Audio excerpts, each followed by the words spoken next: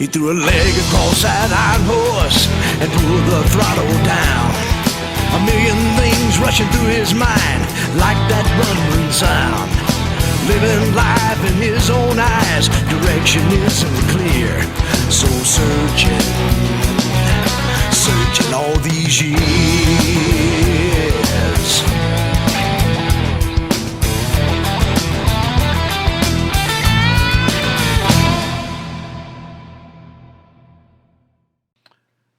Welcome to Answers to Mars Hill. This is Pastor Ski of the Russian Wind Biker Church. I want to welcome you to today's show.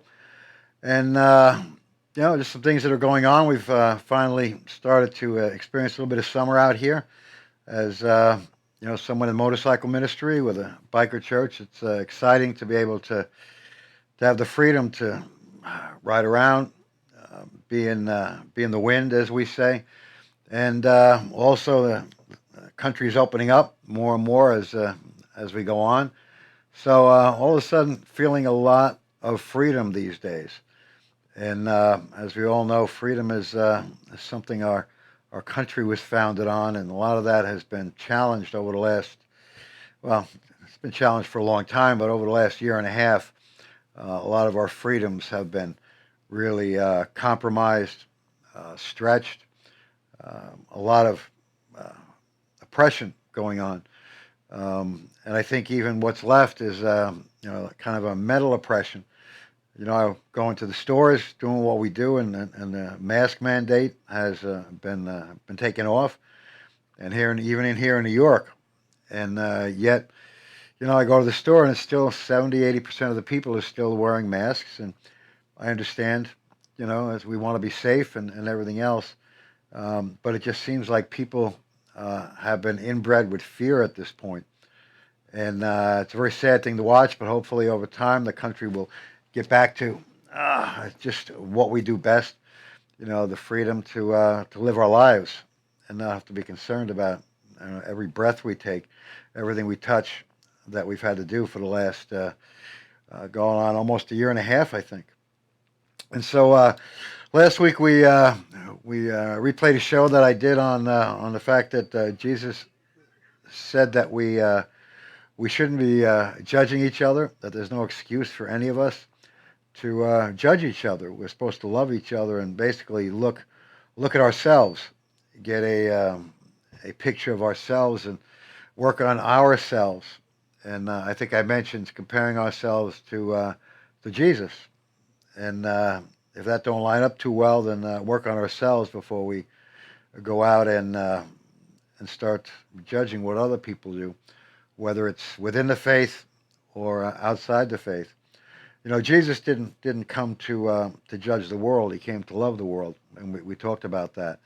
That even as followers of Jesus, the people that aren't in our faith, they live in a different world than us, and so we have to treat them with kindness and compassion and love, and serve them, and hopefully they'll see a difference. And so if you have a chance, go back, check out last week's show. But this week, it just struck me this week as I'm out riding, and riding without, leather jackets, chaps, heavy pants, shirts, full helmet, and everything else. Just experience what riding is at its best. It occurred to me that what I want to talk about today is how God has created everything around us to experience Him.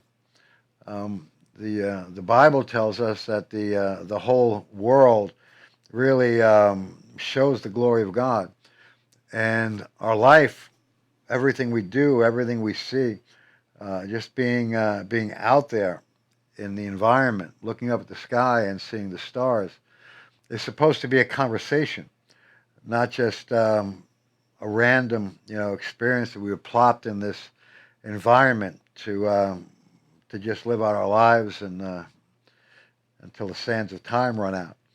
And so I want to talk a little bit today about how we can experience God in creation, how we do and we don't even know it. Because I think whether you're a person who has faith, whether you're a believer in Jesus, whether you're a spiritualist. I think even some of the more earth kind of focused spiritualities have a little bit of understanding of this, although thinking that it's an inanimate connection that we have and not a true God. That that there's a conversation and there's a relationship that we have with all of creation, and so as we move into the summer, as we get to be outside, experience God more.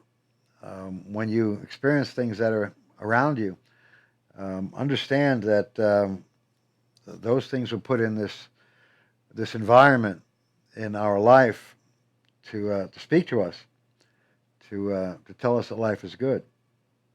And so, well, like I said, right now we're going through the transition of the greatest time of year, as far as I'm concerned. Sun, warmth, barbecues. We haven't done church outside yet. We were going to actually start last week, but it was almost 90 on Sunday, so we don't want to beat up our praise team. They just really work up a very exciting experience. And last year, when things got really hot and we had to be outside, we went through so much Gatorade and water, and even then, it was hard to keep them in a place of health. And so, we want to be outside, and I think we enjoy the company of our friends and our families more than we do when we're cooped up in the house. Although, Christmas is a nice time of year to have family, but it's always nice to be outside, go to the beach, take a ride, have a barbecue, and the things that we know that just makes life a little bit different in this time called summer. We come out of hibernation where we're locked up with our families. And last summer we were locked up with our families even though it was summer. We weren't allowed to go anywhere. We weren't allowed to do anything. And what I'm finding now is, as I'm really stepping into this summer, is people are off the charts looking for things to do. Every gathering that's out there, and being part of the motorcycle community, a lot of gatherings and parties and getting together in rides. It just seems that they're bigger than they've been for the last several years, because everyone has got cabin fever, and they want to come out. They want to see people, spend some time with friends, laugh, and ride like we do. And like I said, it's very exciting right now. And even with the way church is going, it has really gone to really bring us stronger together as a church. Everything we've gone through, and now that everything's opening up, we're opening up. So we're doing a lot more together. And I hope anybody out there that has a church, that your church is starting to experience the freedom of opening and what we're experiencing, which is, I think we took it for granted. If anything else, we're not taking things for granted anymore.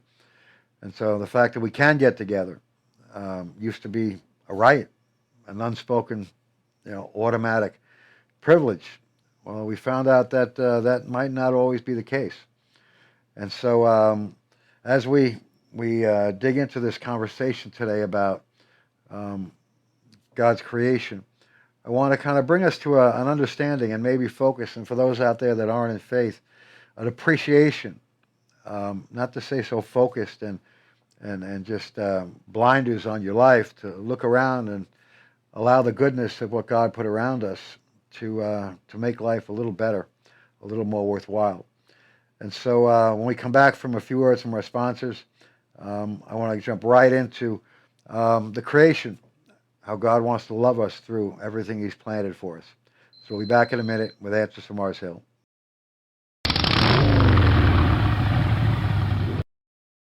Hey everybody, this is Motorcycle Mike, the personal injury lawyer. I've been riding motorcycles my entire adult life. During the course of my 30-year career as a lawyer, I've also represented countless injured motorcyclists. If you're one of them, I can be of assistance to you. Go to my website, please. MotorcycleMikeESQ.com. I'll always be there for you. I'm on your side when you ride.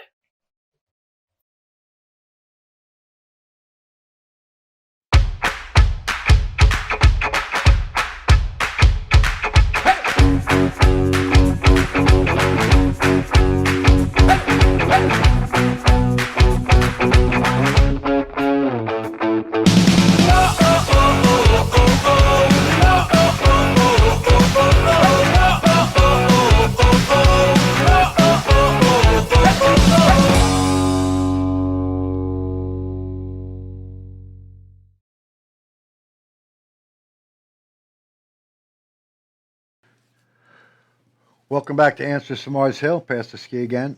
And today we're going to talk a little bit about God is in creation, how we experience God in creation. You know, in the Bible, there's several references about how God is showing us himself in all the things out there. And one in particular is in the book of Romans, the first chapter. It says, ever since the creation of the world, God's eternal power and divine nature, invisible though they are, have been understood and seen through the things he has made. So people are without excuse as far as understanding there is a God. And you know, when we ride our motorcycles, I mean, there's something that people don't understand about why people that are bikers, people that ride motorcycles, are so enamored, are so addicted to the experience. You know, where people think we're crazy at times. Some people don't understand. Some people, you know, it's a dangerous vehicle to ride. Why would somebody actually want to do that? And you know, it's hard to tell someone who doesn't ride. We have a phrase in the community of people that ride about being in the wind, and there's just something that you experience when you feel the wind.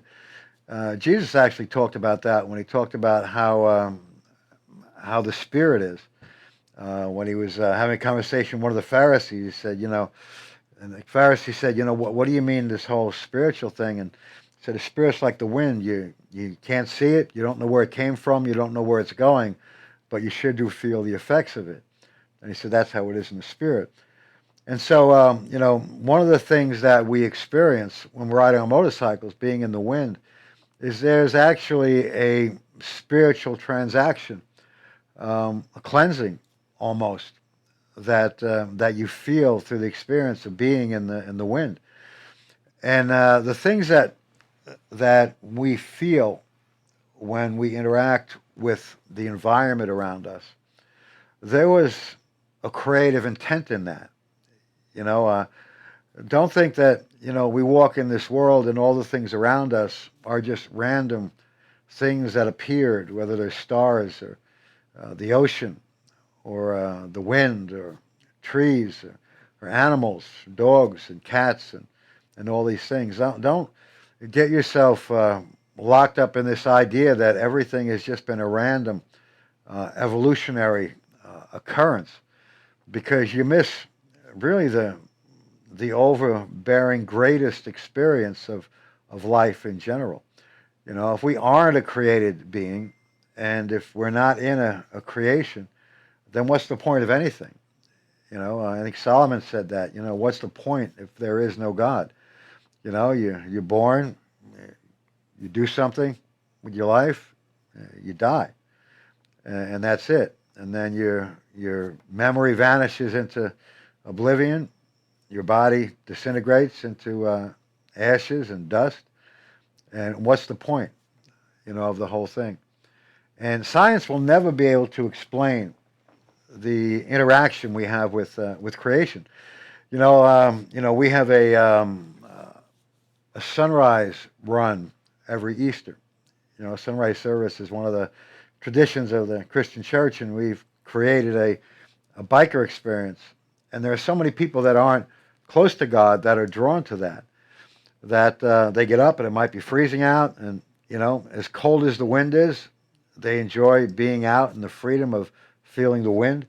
But when they they gather and we stand over that ocean listening to the pounding of the waves, which in a way is the voice of the power of God. And you see that sunrise come up over the Atlantic Ocean. There's something that touches your soul. There's something that speaks to you. And we experience that in a lot of different areas of our life. There's so much beauty around us that was intended. God is a God of intent. And so, Bobby, you out there? I want to bring my producer in for a minute, and because I like perspectives. Perspective, yes, I am here. Bobby's not a biker, but he is a human. I am human. I just want to say, out of experience, just you said that, and it just triggered something in me remembering last night. And last night I was outside, and I'm sitting outside, and the whole day's done, and I'm just kind of like just unwinding, just being. And I hear the cars back and forth like it never stopped, and the train came, and then I hear a plane go by, and there was never a moment where there was no artificial mechanical noise happening. And what I appreciate is when you are somewhere and there's nothing but nature around you, and that's the only sounds that you hear are the natural sounds, the beings that God created, the everything moving in the wind, like you said, the leaves rustling, the crickets chirping. There's something in that where you feel closer to God than any other place, in my opinion, besides being in a church. There's a feeling that I get there, but it's when I'm completely minimalistic outdoors, right, and I'm in a church environment. Those are the two places that I really feel God the most. And so I just want to agree with you 100%. It's just it's so beautiful when you can sit there, and there's nothing happening outside of the realm of nature. Yeah. It's the most beautiful thing in the world, and I just feel so connected with God. And that's a time when I just you meditate, you pray, you think about the day. Sometimes I do kind of you reflect on what happened during the day, and then you kind of say, okay, well, maybe I should have done this in this situation, and you kind of evaluate, what went on and the choices you made. It's kind of like a self-examination. There's a kind of phrase and an understanding throughout the Word of God and living this life out as a Christian, that we can't experience the feeling of being totally human unless we're connected to God, unless we're connected to our Creator.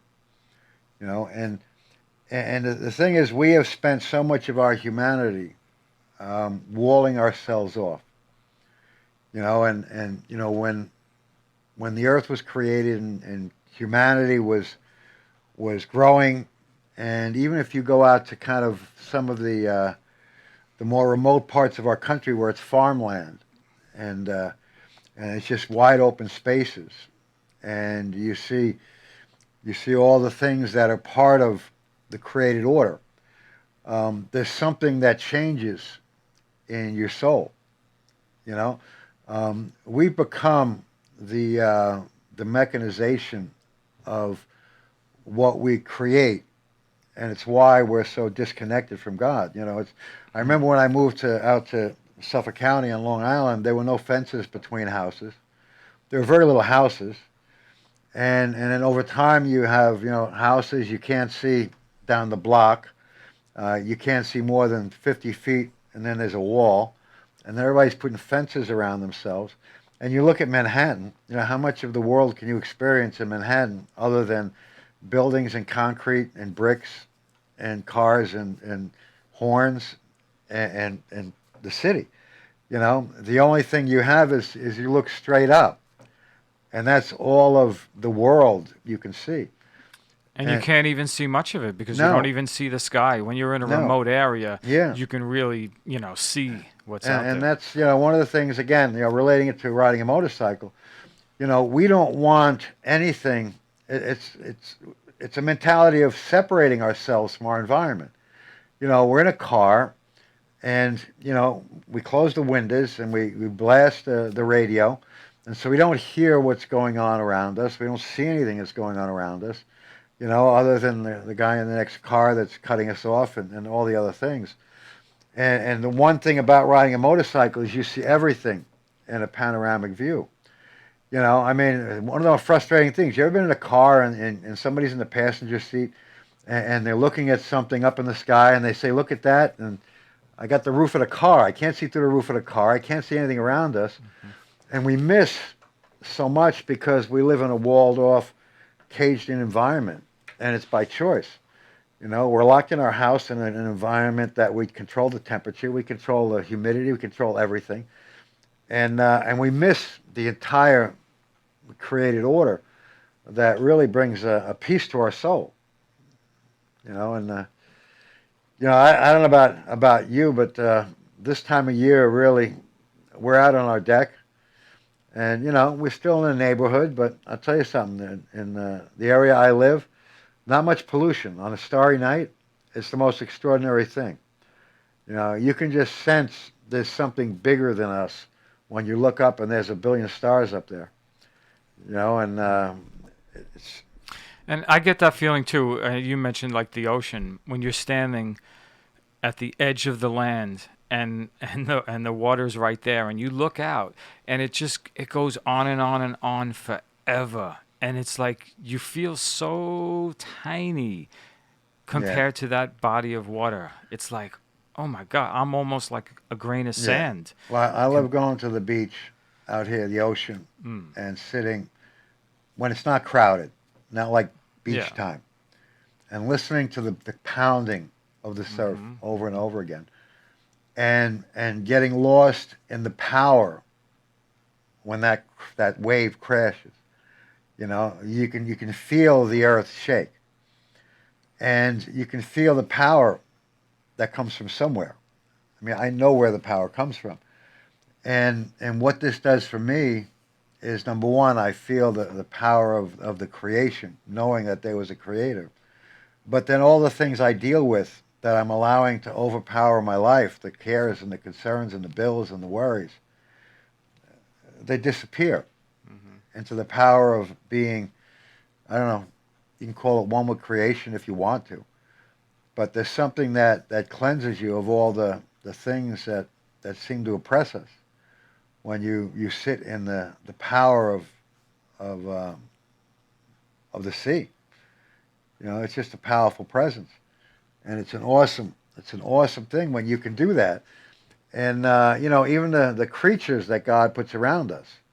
I sit in the morning and I watch just the panoramic view and the diversity of the birds that come in my yard, and colors and all these things that amaze me when I sit in the morning. And it's amazing how you forget about all the things that are bothering you when you're aware of everything that's going on around you. And after this break, I want to talk a little bit about, again, those creatures that God has put around us. Some we have as pets, some we observe, and just some of the things that God has created and put around us so we can experience Him in a spiritual way through everything around us. So I want to kind of shift a little bit to, the animals that we have when we come back after a few words from our sponsors.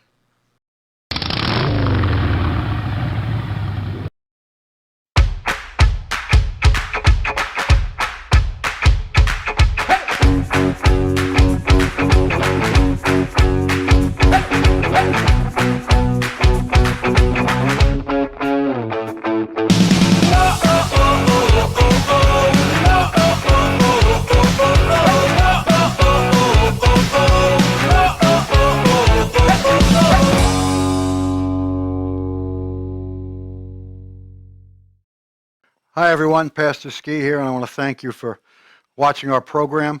I want to just tell you about two resources that I have for you. Sources of encouragement. You know, I've lived a very challenging life, and God has allowed me to go through a lot of things. And I've written 2 books. The first one is called The Fear of Life. This is kind of my life story of a very hard childhood, very dark childhood, dark family life, and how God redeemed my life from it, how he showed me life when I thought that life wasn't available. And then I wrote this book called No Sting when I went through my battle with terminal cancer, and how God healed me, how he enlightened me, strengthened me, and made a big difference in my life. And both of these very encouraging resources, sources of inspiration. If you know people who are struggling, people who have hard lives, or people that are struggling with cancer, they would be probably a good resource. And if you would like to purchase one of these books, you can go to BarnesandNoble.com, Amazon.com, and the Zulon Press bookstore.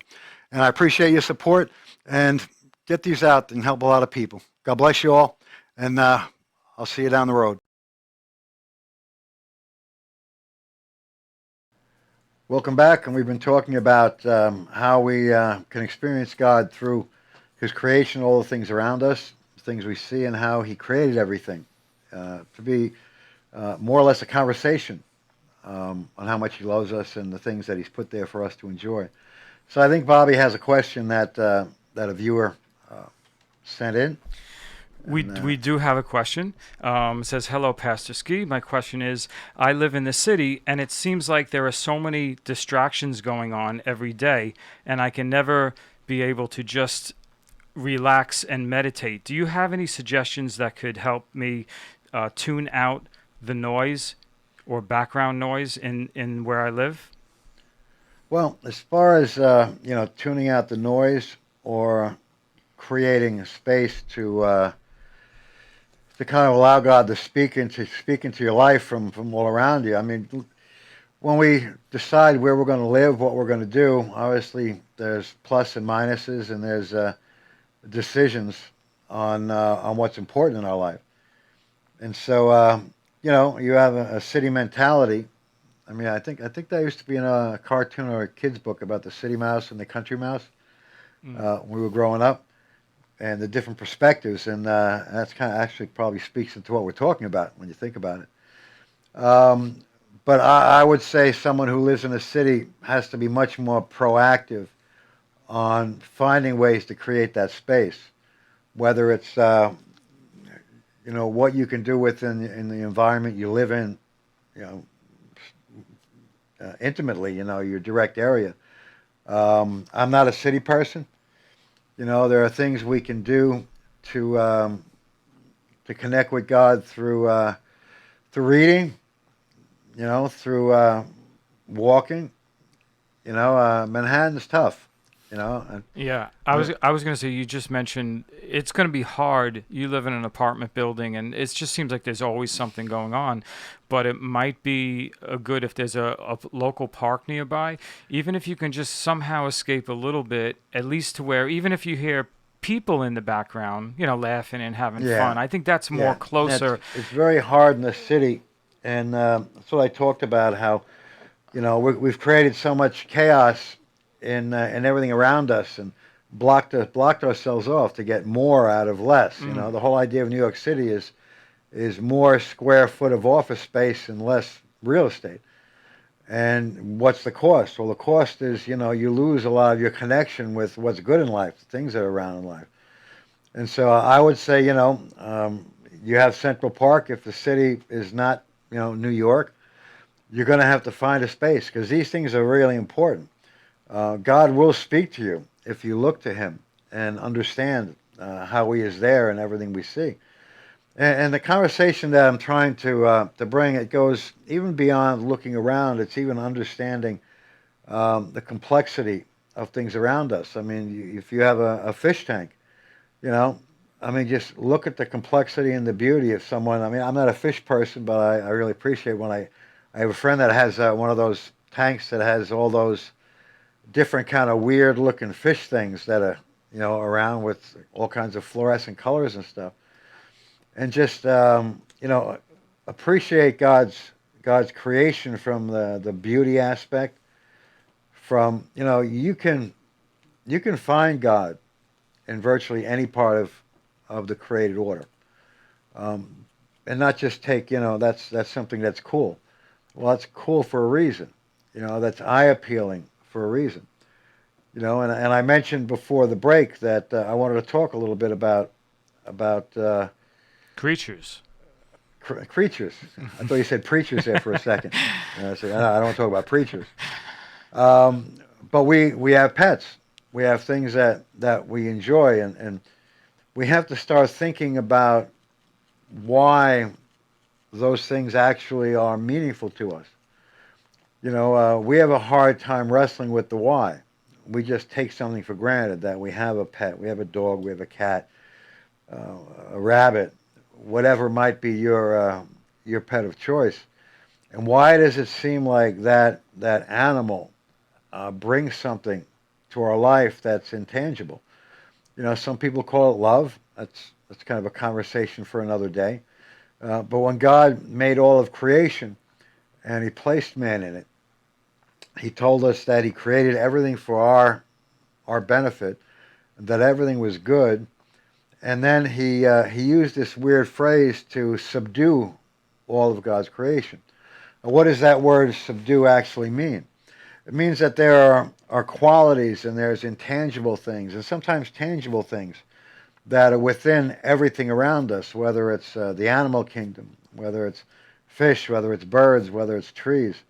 But to tap into all the benefits that God has put in there, the intention of those things in our lives, the beauty of diversity. You walk through a forest, or even, you look at the East Coast there in the fall, and you see the changing of the colors of the leaves.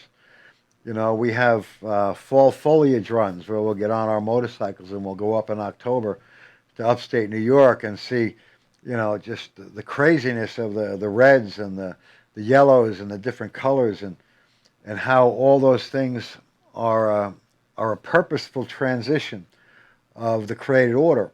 Why is that? Why doesn't things just die, drop to the ground, and start all over again? Well, it's because God wanted to touch us through everything out there. Whether it's the beauty of what we see, whether it's our pet climbing up in our life up in our lap after a rough day at work, and the world is just is just chaotic, and maybe we've had a little disagreement with our wife or with our husband, and it just seems life just stinks. And then that animal that we've chosen to bring into our life crawls up into our lap, just curls up, and kind of says everything's okay. You got me. Well, that was put there for that reason, and it's not the animal that's talking to you. It's the Creator that created that animal, whether it's a small pet or whether it's that pit bull, or that we have a woman in our church that has dachshunds, the small little wiener dog things, and you can just see how they climb into bed, and it seems like they bring something that's beyond the fact that that's just a four-legged beast as known by through the created order. And you know what they bring? They bring unconditional love, and this goes back to last week, is they don't judge you. That animal doesn't judge you. It loves you no matter what. No matter what you did during the day, you still come home, and that little fur baby of yours is so excited to see you and spend time with you. It's like an unconditional love, you know? See, the thing that animals have is they work on instinct. And so if you create an environment and bond with an animal through raising it or having it over time, there's an instinctual affection that can't be broken, because the funny thing about humans, it's the only animal on the earth that doesn't go by its instincts. It will defy its own instincts. It will do things to harm itself on purpose. It'll do things to make its life more complicated on purpose. Every other part of the created order, it does what enhances its life, what's best for it. and that's the beauty of, having a pet or, raising flowers. A flower is always going to do what a flower is going to do. It's not going to get pissed at you because came home late and just die. I mean, we do that to each other. That would be terrible. No, but, You come, um, but you put caring into the created order, and it automatically will give back what you put into it. And like you said, that's an unconditional relationship. And we're the only ones that, we hurt someone who loves us. We damage things that are good for us. Um, it's the curse of free choice. An animal will be endeared to you, even if you abuse it sometimes. Because they go on instinct, and it's only when you've proven to be an enemy that that animal will then be an enemy. And so it doesn't care. You had a rough day and you yell at it the one time, the dog's going to come back the next day and be your best friend because it knows that you're good to it. You know. But we have to understand that creation was put there to enhance our lives. And when we have that thing, some people it is, they go out and they do their gardening and they feel peace. Don't thank the flowers for the peace. The things you're interacting with. Thank the Creator who put those things there and connected you because they've given you that one thing you enjoy. There's some people who are cat people, some people are dog people, some people are bird people. And that's something that you were created with. It's something that's part of what you are, how you're wired when God created you. And so the things you connect to, God created them for you because He knows how you're wired. Sometimes I'm a cat person, sometimes I'm a dog person. I can go either way, I guess. But I know what it feels like, where everybody's abandoned you because humans do that. And you come home and all you got is your, me, it was my pit bull. And so if you live in an environment, you got to be proactive and find things. Don't put your satisfaction in technology, man-made things. Find a space that you can connect to something that's pure with the God that created everything. Because everything we create tends to have some kind of corruption to it. So I don't know if that addressed your question, the viewer's question, Bobby. absolutely. That was good. And I having some mic issues, but the point you just made is I was going to try and slip that in there. Is every distraction in life is pretty much created by us. Our technology, things that we did to make it's all those distractions we created. God didn't create those distractions. Yeah. We created them. No, but if you look to the things that we can look to in like a sunset, a sunrise, cloud formations, whatever you want to look at, those actually should be a distraction from the chaos of what life is. That's one of the purposes that God has out there, and these things that are beautiful and speak to us, whether it's the wind, the sun, the starry night. Those things God puts to distract us from what we've created and the chaos of this life. And so, it's showing pretty quick today. Mm-hmm. And as we wind down this section, we'll be back in a minute with the word for the week and getting maybe a little more spiritual understanding of what we've been talking about, how there was intention in God's creation to speak to us, to give us peace, to make life better, more fulfilling. And so when we come back from a few words from our sponsors, I'll have my word for the week on what I've entitled God is in the Wind. We'll be back in a minute with answers from Mars Hill. Hey everybody, this is Motorcycle Mike, the personal injury lawyer. In addition to representing injured motorcyclists for over 30 years now, During that same time, I've represented countless car crash victims and construction workers injured on construction sites. If you need my assistance, go to my website, motorcyclemikeesq.com. I will always be there for you.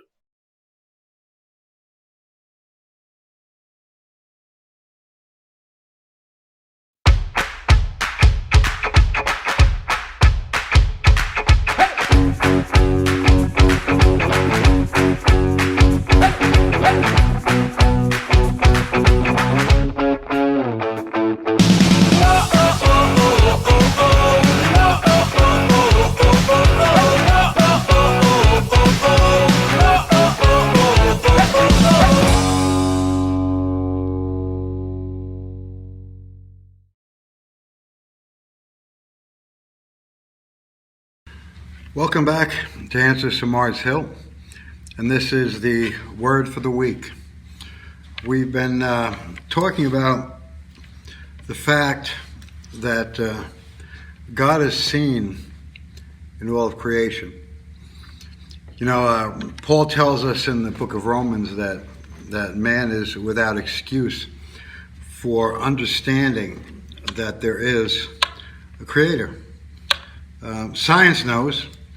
You have two sciences that are at odds, will always be at odds. One is one that tries to prove that what we see around us, everything around us, is by happenstance, evolution. And then you have mathematics, which has proven beyond a shadow of a doubt, even to those scientists, that it is a virtual mathematical impossibility that all this happened by accident. That the whole idea of intelligent design is really the truth. And they don't really want to speculate past that, because then if there was intelligent design, then that would imply there would be an intelligent designer. And man doesn't want to do that. Science doesn't want to admit that, because then they have to look at an entity that, as a creator, we are all subservient to, if you think about it. Would have to be a power that could create the universe, the power that could create the diversity of every living creature, the complexity of a human, one simple protein, the design of the eye, what it can do, this 3-pound organ in our head called a brain, that vastly more complex than the most high-tech computer that will ever be designed. All these are evidences that there is a creator. But what we've been focusing on the show today is that God is seen all around us. And you look at the beauty of creation. You look at a newborn child and the miracle of that miniature human being having started from one cell, just cries to the reality that there was a designer. There was someone who put all this together. And if you're out there and you don't believe in God, but maybe you believe there's something, some people call it an energy, and the problem with energy is energy has to abide by rules, where God defies logic sometimes. You can't tell energy what to do. You can't compel energy to heal someone, to change someone, to help you. It's just energy, and it's going to react randomly, because that's what scientific discovery and the actual molecules and stuff will do if there was no one shaping it, sending it, moving it. And so I spoke earlier about, in the book of Romans, Paul tells us all of creation was kind of the first missionary sent to show us the living God, the the unspoken communication that we all feel. And you can't write that off to some cosmic happenstance or some I don't even know what you would call it, some meditation twist of the soul and spirit that is done without any intent, without any intention. Because if you have anything that is done with intention, then you have an entity that would have to have some intent, hence God. And so I mentioned that, there are things that have really spoken to me, things that touch me in creation. And if you pay attention, I'm sure there's many things that you've never thought about before. I mentioned I ride a motorcycle, and we talk about being in the wind, and I just came from a ride. It's a nice warm day, and the wind on my skin, and in my face, and just feeling the movement of something not seen rushing across my body, really coming at me in an almost adversarial movement that I have to push through. And you're feeling a force with intent. And God is always meant for us to feel something. There's something that moves the soul in a wind. If you're sitting and a nice breeze comes by, there's something beyond the fact that it cools you off, that it soothes your soul, it calms your spirit. If you ever watch a sunset, just sit and watch as the sun goes down and the myriad of colors and changes, and as the sky goes from a light blue to different shades and hues and things of beauty, and as that sun disappears, creating a horizon filled with color. Sitting watching that, you have to admit, does something. I think it's a calming soul. I think it's God speaking to you through his creation of see the painting I've put before you, that I've painted to just make your senses rise to the surface, your sense of sight, your sense of what's beautiful and color, imagination, intent. And all these things speak to us. Science can't explain that. They don't want to explain it. They think it's something we created in our own imagination. It's amazing what science will try to prove is an accidental happenstance, when actually the God that put everything here has showed us his presence in the budding of leaves on a tree in the spring, and as that flower bursts open in beauty. I mentioned the diversity of fish in a fish tank. It's a wonder. How did that happen? Why did it happen? Did it have to happen? The world could have been in black and white, shades of gray, and white, light. And even when you think about light itself, we know that light contains every color of the rainbow, and shades in between. Everything is within white light. And it's no accident that, when we read the scriptures and God explaining himself, everything is started with light. Every color comes from the fracturing of light. You see a prism, and you see a rainbow, and you see the fracturing of light and how it brings beauty. And we hear all the nuances of what God is described as, what Jesus is described as. Jesus is light. He's a beacon shining forth into the world of life and beauty.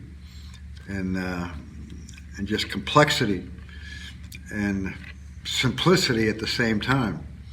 See, with the chaos we've made of this humanity, with walls and buildings and cars and trains and planes and technology that focuses us on our minuscule creations, takes our eyes off the extreme complexity of the creation we were handed.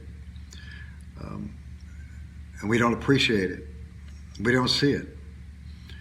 You know, God put everything there for our pleasure, and as I mentioned earlier in the show, to subdue it. You know, to take everything that's in it and every benefit, just to squeeze all the life and the enhancements that come into our life with the what beauty does to our eyes and our brain and our heart and our soul, what colors and diversity, how it takes our imagination off into all kinds of possibilities. We are a created creature with the ability to create. We have an imagination.